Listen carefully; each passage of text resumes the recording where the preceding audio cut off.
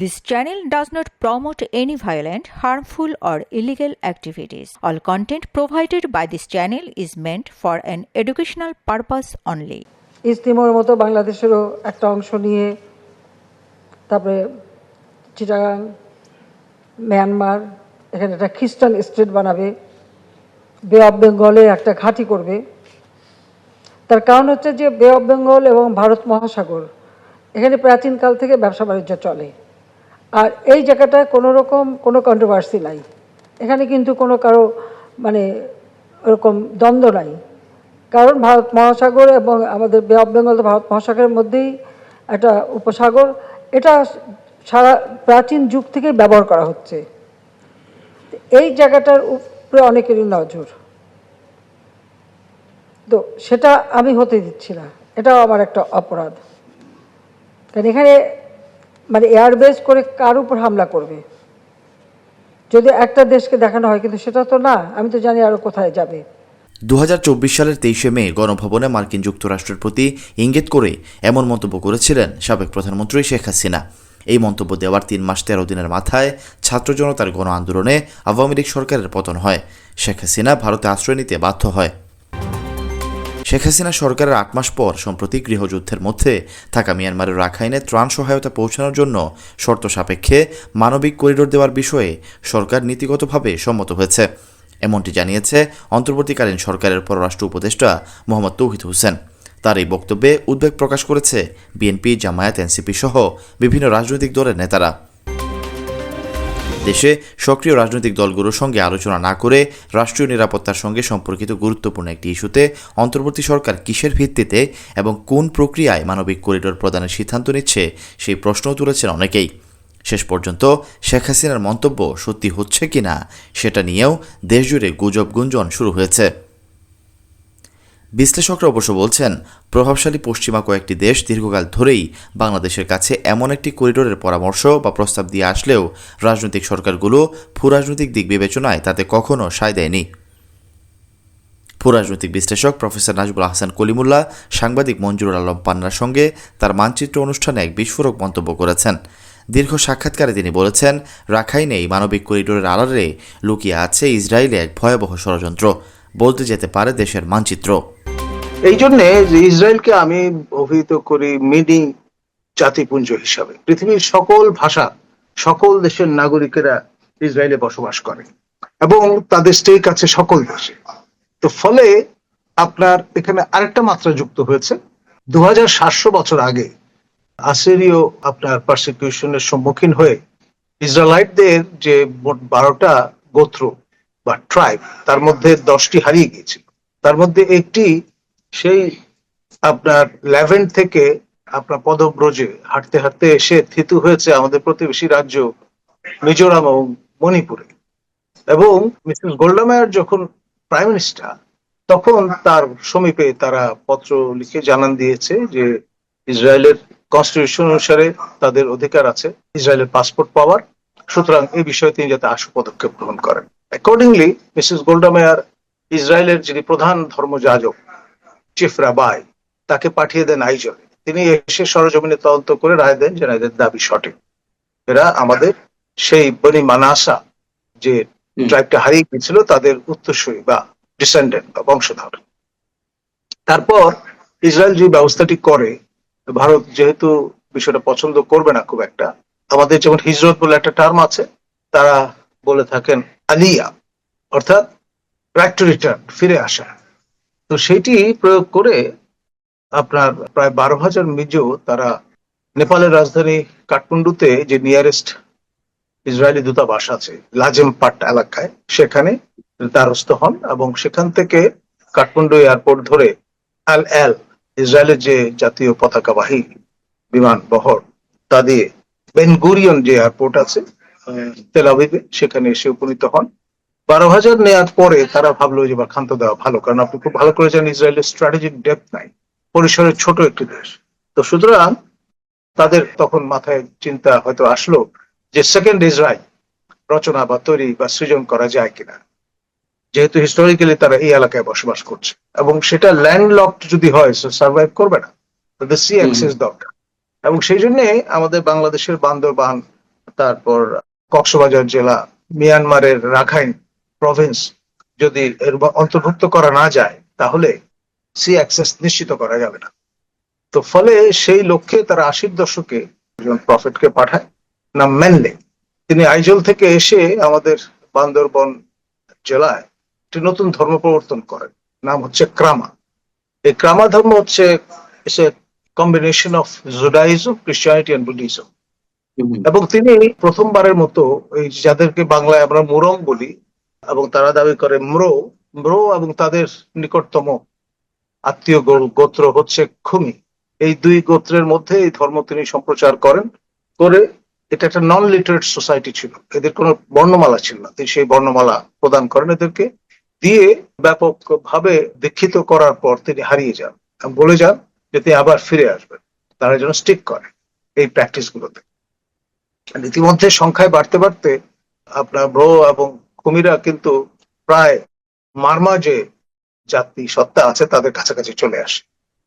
এখন আমরা রাষ্ট্রাচার মেনটেন করছি কেন্দ্রীয় সরকারের সঙ্গে, জান্তা সরকারের সঙ্গে। জান্তা সরকার খুব একটা পছন্দ করছে না আমাদের hobnobbing with the Rakhine non state act. রাখাইনকে করিডোর দেওয়ার পুরস্কার হিসেবে অন্তর্বর্তীকালীন সরকার প্রধান ডক্টর মোহাম্মদ ইউনূস যদি জাতিসংঘের মহাসচিব হন তাতে অবাক হওয়ার কিছু থাকবে না বলে বলেন নাজমুল হাসান কলিমুল্লাহ। মিস্টার গুতারেস তিনি জাতিসংঘের এখনকার দায়িত্বে নিয়োজিত মহাসচিব। তিনি একসময় পর্তুগালের পররাষ্ট্রমন্ত্রী, পরবর্তী প্রধানমন্ত্রী ছিলেন এবং অনেকটা মিলে যায় আমাদের মাননীয় প্রধান উপদেষ্টার বর্তমান পূর্ববর্তী ভূমিকার সঙ্গে। মাননীয় প্রধান উপদেষ্টা আগে তত্ত্বাবধায়ক উপদেষ্টা ছিলেন মন্ত্রীর মর্যাদায়, এখন প্রধানমন্ত্রীর মর্যাদায় তিনি প্রধান উপদেষ্টা। ভবিষ্যতে ব্যাপারটা যদি এরকম হয় যে তিনি তার দায়িত্ব শেষ করে মহাসচিবে রূপান্তরিত হন জাতিসংঘের, তাহলে অবাক হওয়ার কিছু থাকবে না। তো ফলে সেখানে তো কৃতিত্ব প্রদর্শনের একটা বিষয় আছে।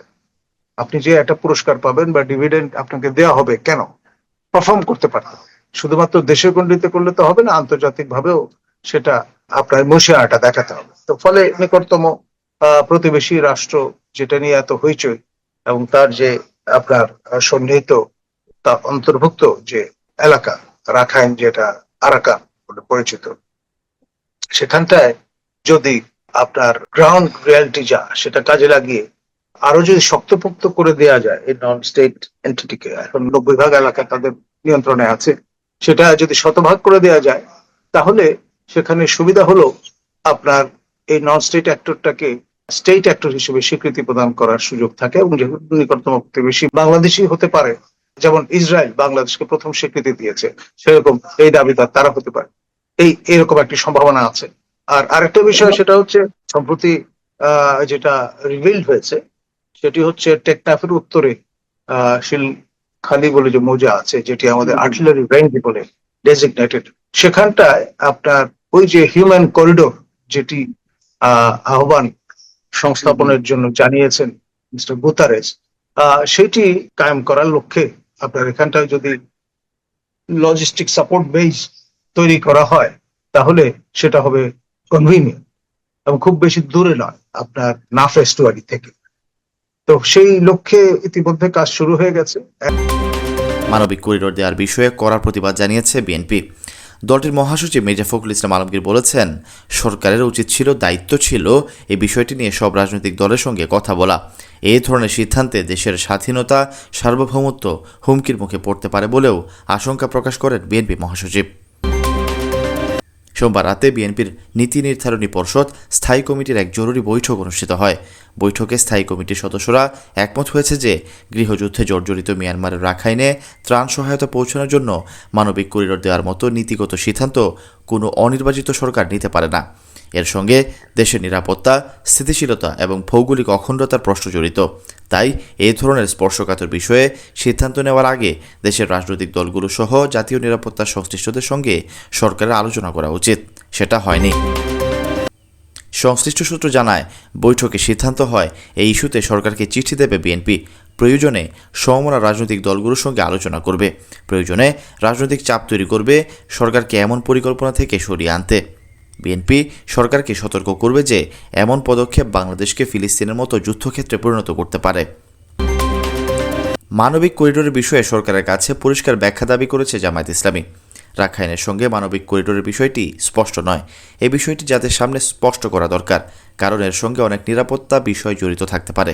সোমবার নিজের ভেরিফাইড ফেসবুক পেজের পোস্টে লিখেন দলটির আমির ডাক্তার শফিকুর রহমান। একই বিষয়ে প্রশ্ন তুলেছে জাতীয় নাগরিক পার্টি এনসিপির নেতারা। অন্তর্বর্তীকালীন সরকারের জাতীয় নিরাপত্তামূলক নীতি গ্রহণে অবশ্যই ঐকমত্যের ভিত্তিতে সিদ্ধান্ত গ্রহণ করা উচিত। নিজের ভেরিফাইড ফেসবুক পেজে লিখেছেন দলটির যুগ্ম সদস্য সচিব আলাউদ্দিন মোহাম্মদ। তিনি আরও বলেন, আলোচনা ব্যতীত এই ধরনের সিদ্ধান্তে অন্তর্বর্তীকালীন সরকারের ইন্টিগ্রিটি ও ভবিষ্যৎ পরিকল্পনা প্রশ্নবিদ্ধ হতে পারে। মঙ্গলবার দুপুরে করিডোর ইস্যুতে প্রতিক্রিয়া দেখিয়েছেন বাংলাদেশ খেলাফত মজলিসের আমির ও হেফাজতে ইসলাম বাংলাদেশের যুগ্ম মহাসচিব মামুনুল হক।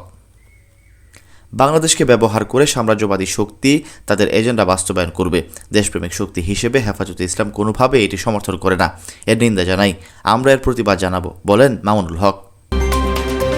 এদিকে গত রোববার পররাষ্ট্র উপদেষ্টার বক্তব্যে হিউম্যানিটেরিয়ান প্যাসেজের বিষয়ে নীতিগত সম্মতির কথা উল্লেখ করা হলেও বিষয়টি নিয়ে মঙ্গলবার ভিন্ন ব্যাখ্যা তুলে ধরেছেন প্রধান উপদেষ্টার প্রেস সচিব শফিকুল আলম।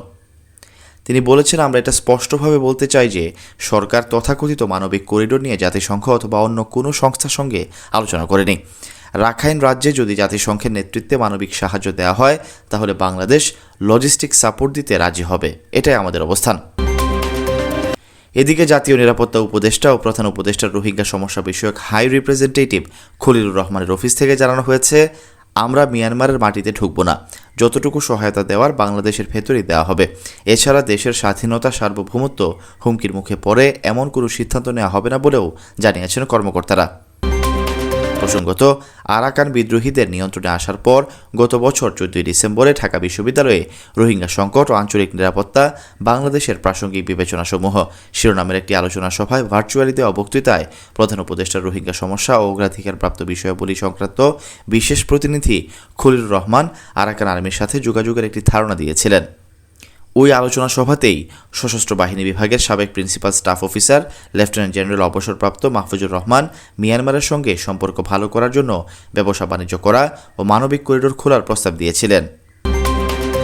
এরপর মার্চের শুরুতে বাংলাদেশ মিয়ানমার থাইল্যান্ড নিয়ে কাজ করা মানবাধিকার সংস্থা ফোর্টিফাই রাইটস এক সংবাদ বিজ্ঞপ্তিতে রাখাইনের যুদ্ধবিধ্বস্ত বেসামরিক নাগরিকদের জন্য বাংলাদেশ ও আরাকান আর্মির মানবিক করিডোর প্রতিষ্ঠা করা উচিত বলে মন্তব্য করে।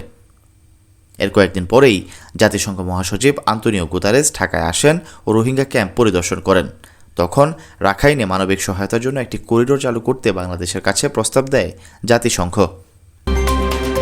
সব মিলিয়ে দেশের রাজনৈতিক অঙ্গন নতুন করে উত্তপ্ত হয়ে উঠেছে। একদিকে জাতিসংঘ, মার্কিন যুক্তরাষ্ট্র, তার মিত্র দেশগুলোর চাপ, অন্যদিকে দেশের নিরাপত্তার বিষয়ে রাজনৈতিক দলগুলোর চাপে পড়েছে অন্তর্বর্তীকালীন সরকার। রাজনৈতিক বিশ্লেষকরা বলছেন, ডক্টর মোহাম্মদ ইউনূসের নেতৃত্বাধীন অনির্বাচিত অন্তর্বর্তীকালীন সরকারের অবস্থা দাঁড়িয়েছে শ্যাম রাখি না কুল রাখি। Syed Sakib, BNA news 24।